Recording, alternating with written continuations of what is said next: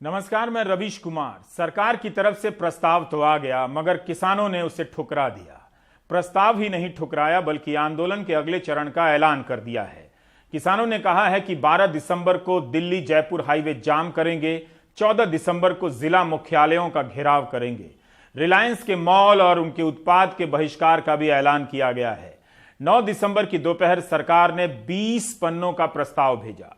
प्रस्ताव तो 1-2 पंक्तियों में लिखा था, मगर भूमिका से पन्ने भर दिए गए थे। सरकार ने अपने लिखित प्रस्ताव में कहा है कि वे समर्थन मूल्य पर लिखित आश्वासन देने के लिए तैयार हैं। किसानों की मांग यह थी कि समर्थन मूल्य पर खरीद की गारंटी का कानून बने, लेकिन किसान आंदोलन सिर्फ एमएसपी को लेकर नहीं हो रहा है। सरकार ने इन तीनों कानूनों को वापस लेने के बजाय एक नए बनने वाले कानून को वापस लेने की बात जरूर कह दी। प्रस्ताव में लिखा है कि सरकार बिजली संशोधन विधेयक 2020 नहीं लाएगी और बिजली बिल भुगतान की मौजूदा व्यवस्था चलती रहेगी। यह भी किसानों की कई मांगों में से एक अहम मांग थी। इसके तहत सरकार एक इलेक्ट्रिसिटी कॉन्ट्रैक्ट एनफोर्समेंट अथॉरिटी बनाने जा रही थी, जिसे दीवानी अदालत की शक्ति दी गई है।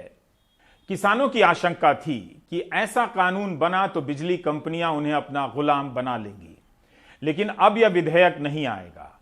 इसके अलावा किसानों को इस प्रस्ताव में कुछ भी ठोस नहीं लगा। कानून वापस लेने की जगह संशोधन और कंफ्यूजन दूर करने का भाव ही नजर आया सरकार के प्रस्तावों में। कानून में किसानों से खरीदने वाले फर्मों के पंजीकरण कराने की जरूरत नहीं थी। सरकार ने उन फर्मों के पंजीकरण का नियम बनाने की शक्ति राज्य सरकार को देने की बात कही है। राज्य सरकार चाहे तो पंजीकरण अनिवार्य कर सकती हैं। प्रस्ताव में लिखा है कि कॉन्ट्रैक्ट कानून में साफ कर दिया जाएगा कि किसान की जमीन या बिल्डिंग पर ऋण नहीं लिया जा सकता है, ना ही जमीन को गिरवी रखी जा सकती है। जमीन कुर्की नहीं होगी।